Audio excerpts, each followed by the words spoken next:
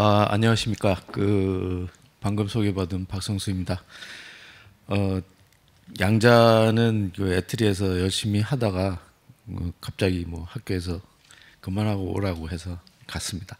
그렇지만은 뭐 계속 그 표준화 쪽은 계속 애트리에서 있을 때도 참여를 해서 지금도 계속 하고 있습니다.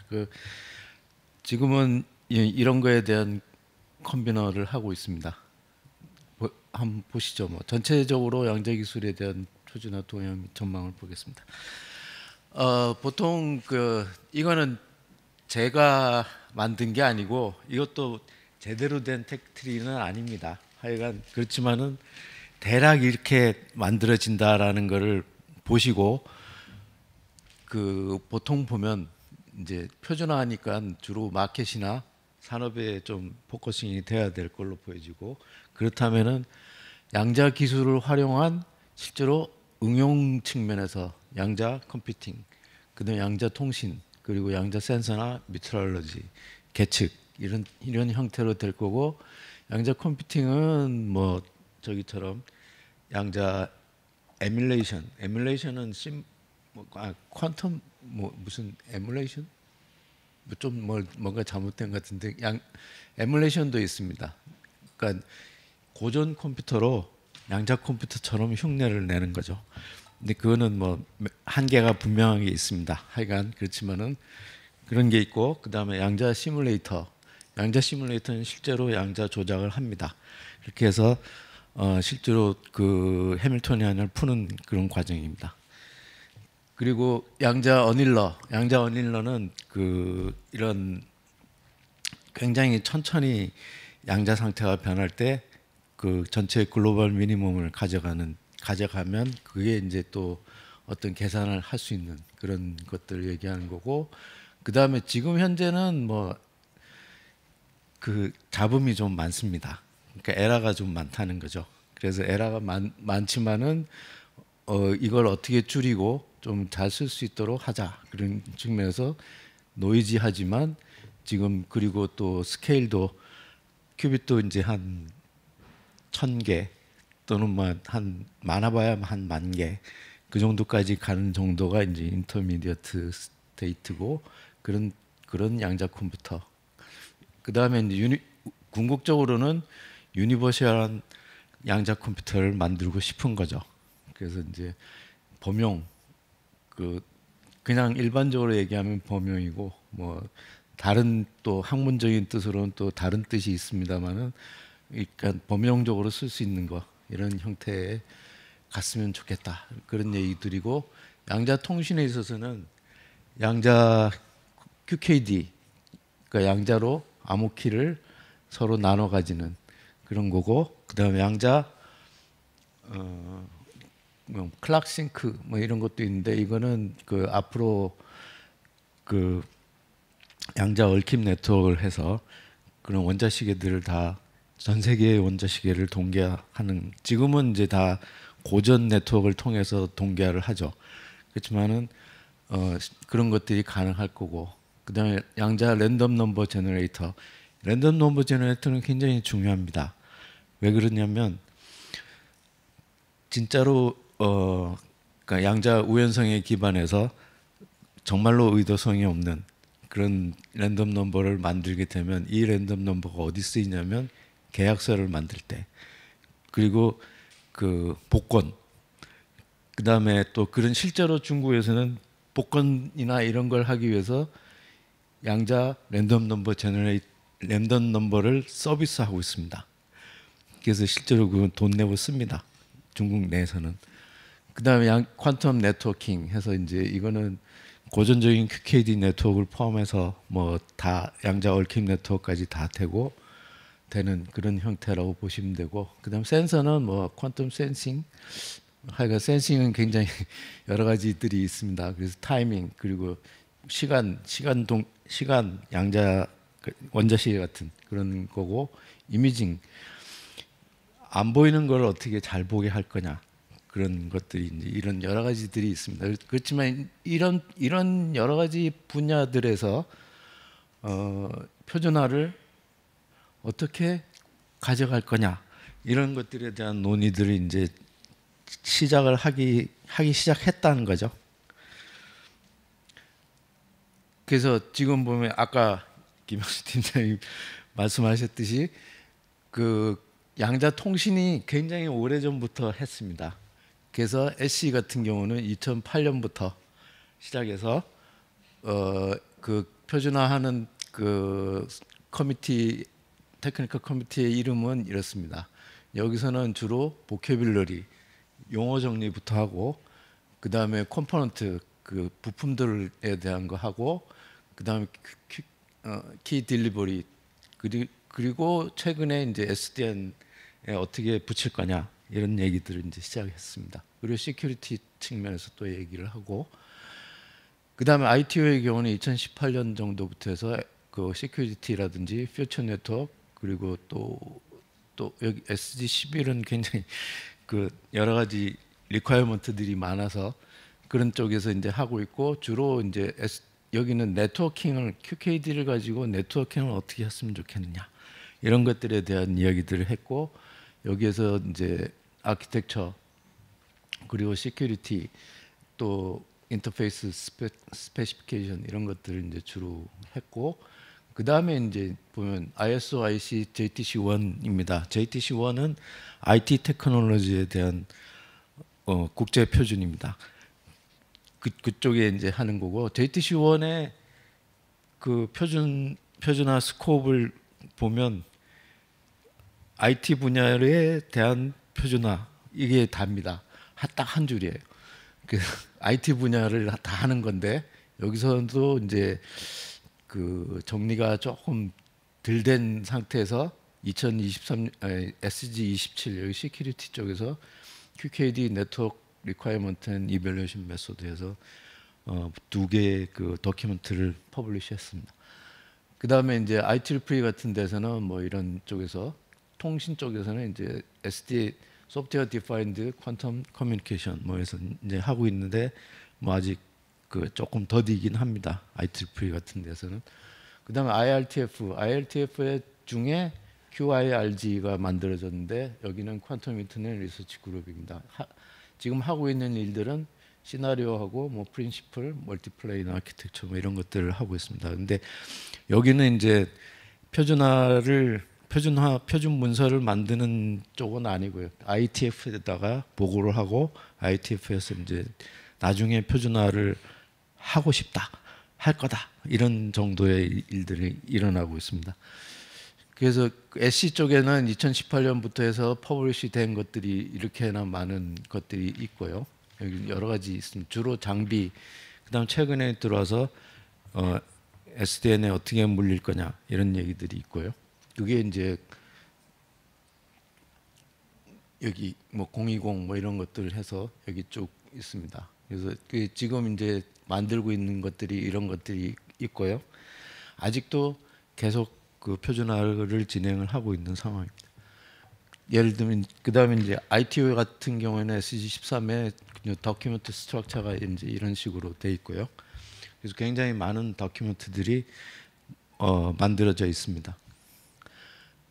또 SG11에 이런 도큐멘트들이 있고, 또 17에도 이런 게 있고, QKD를 그 표준화하기 위해서 굉장히 많은 문서들이 이미 만들어져 있기는 합니다. 그 다음에 이거는 그 JTC1의 SC27에서 만들어진 두 개의 도큐멘트에 대한 제목들입니다.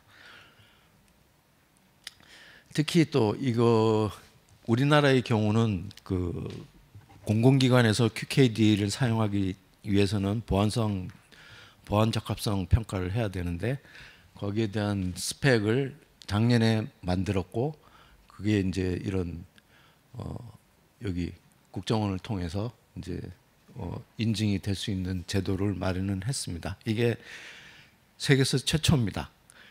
그리고 독일이 CC 인증을 하기 위해서 올해 초부터 이제 시작을 하는 정도고요. 그래서 그 QKD 측면에서는 한국이 뭐 굉장히 선두 그룹에 있습니다. 물론 표준화에서도 되게 그 SE라든지 ITO 쪽에 많은 그 컨트리뷰션을 하고 있습니다. 그러면 이제 퀀텀 컴퓨팅을 보면은 퀀텀 컴퓨팅에 대한 그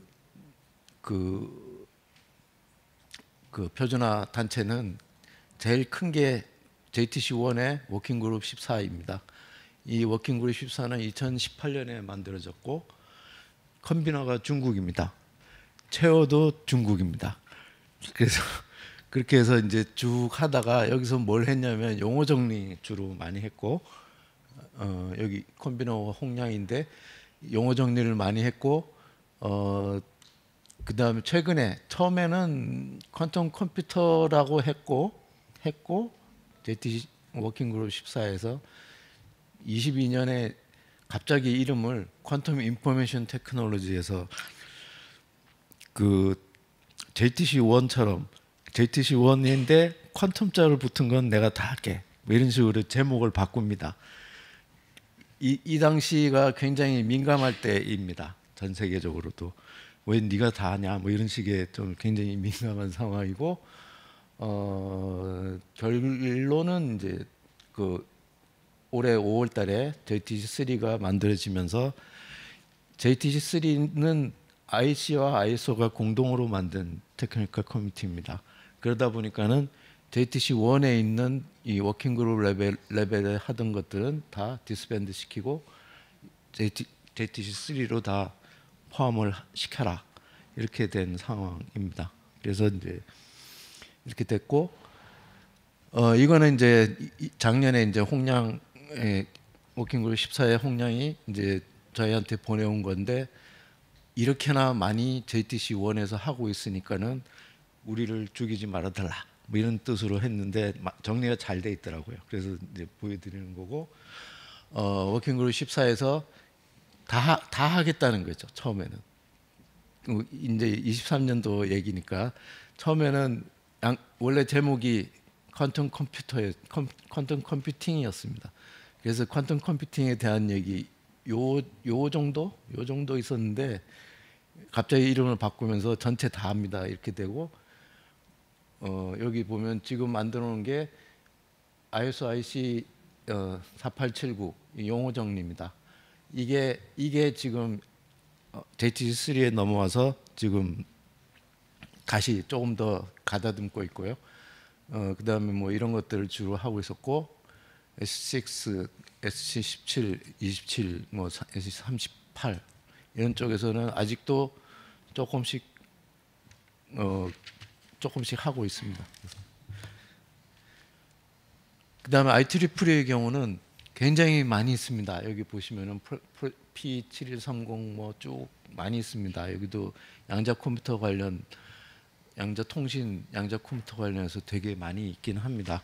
하지만 이제 IEEE 쪽에서는 그렇게 활발하게 지금 뭐 진행되고 있지는 않습니다. 그렇지만 이렇게 프로젝트들이 만들어져 있기는 합니다.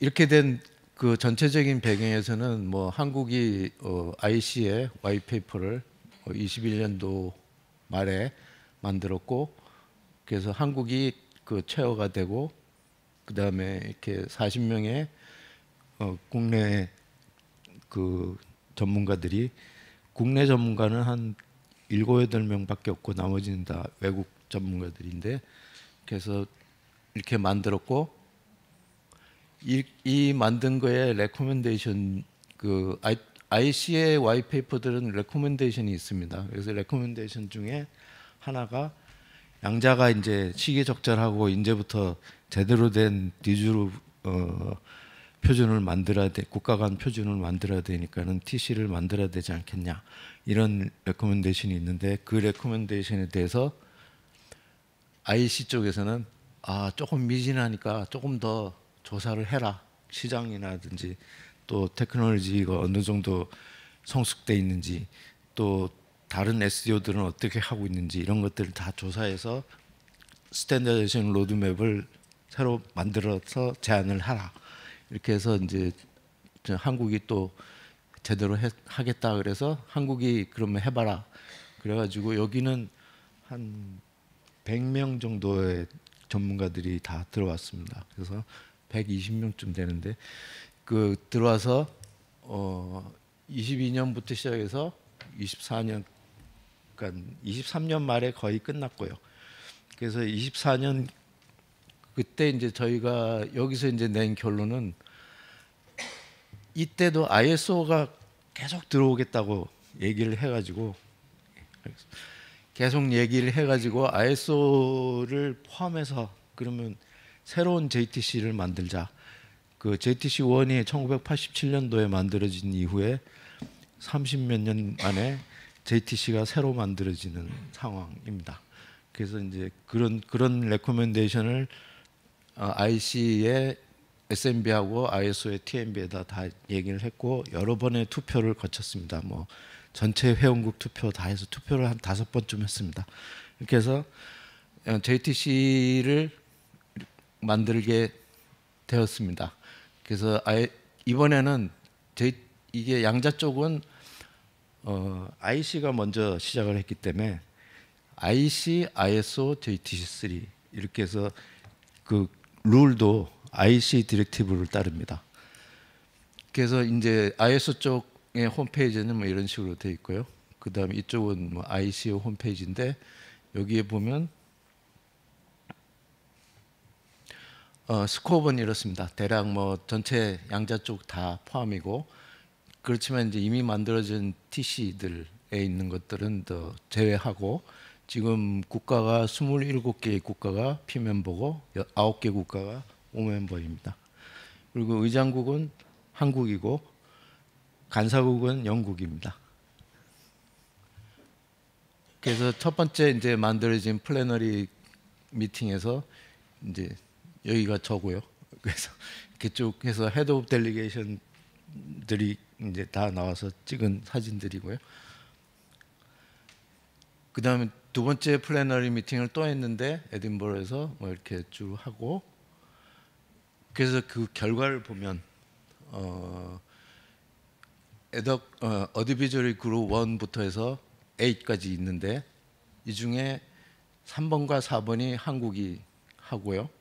나머지는 이제 다 다른 나라들이 하는데 처음에는 제가 이 통신 쪽에서는 제가 서울 미팅 할 때는 첫 번째 미팅 할 때는 QKD 얘기를 많이 했는데 이러다 보니까 이제 많은 전문가들이랑 얘기를 계속 하다 보니까 그것만 해서는 안 된다. 그리고 지금까지 JTC 3에서는 뭔가 다른 일을 해야 될 거 아니냐. 애쉬하고 지금 ITO가 다 많이 하고 있는데 그런 이야기들이 굉장히 많아서 그러면 양자 인터넷을 포함해서 새로 에덕 그룹에 대한 그 스코업을 새로 TOR을 새로 만들자. 그렇게 해서 이날 에딘버러 회의에서 제안해서 퀀텀 커뮤니케이션으로 전체 스코업을 확장하고 그런 바꾸는 작업들을 했고요. 이런 와중에 한편 유럽에서는 센세넬렉이라고 있습니다. ISO IC입니다. 거기에도 JTC22인데 퀀텀 테크놀로지인데 23년도 3월달에 킥오프를 해서 만들어졌습니다. 여기서는 워킹 그룹 1, 2, 3, 4가 있는데 여기 보면 이게 센서 관련된 내용들이고 3가 양자 컴퓨터 내용이고 4가 양자 통신 내용들입니다.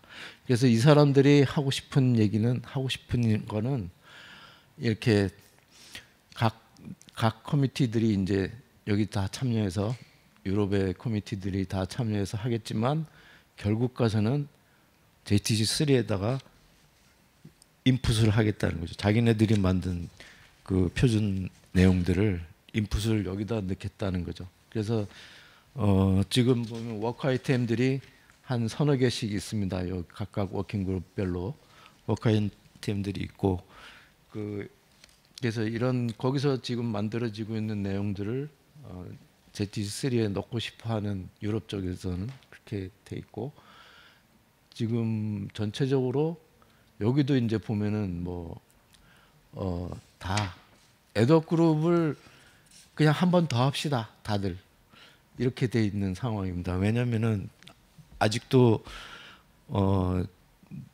이렇게 그 NWIP들을 다 냈는데 다 디스커션에서 뭐 그 디스커션 했음에도 불구하고 그렇게 그리고 저 NC에서 제출을 했음에도 불구하고 다 이렇게 커팅하고 그냥 계속 더 디스커션을 하라 이렇게 해서 아마 다음 내년 5월쯤에 회의를 또 할 텐데 그때 가서 이제 뭔가 서브스트럭처들이 지금 애드업 그룹 정도에서 이제 워킹 그룹이나 이런 쪽으로 좀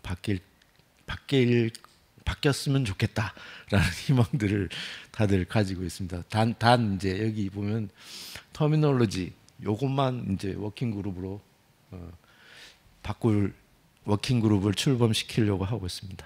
네, 여기까지 해서 전체적으로 양자 분야에 있어서 표준화가 어떻게 진행되고 있는지에 대한 말씀드렸습니다. 네, 마치도록 하겠습니다. 네, 발표 감사드립니다.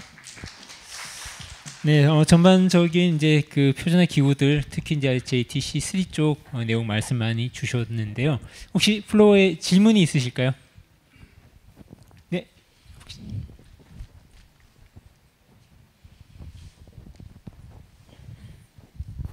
예. 퀀텀 컴퓨터의 Q자도 모르는 사람인데 좀 무식한 질문을 하더라도 좀 양해를 해주셨으면 좋겠고요.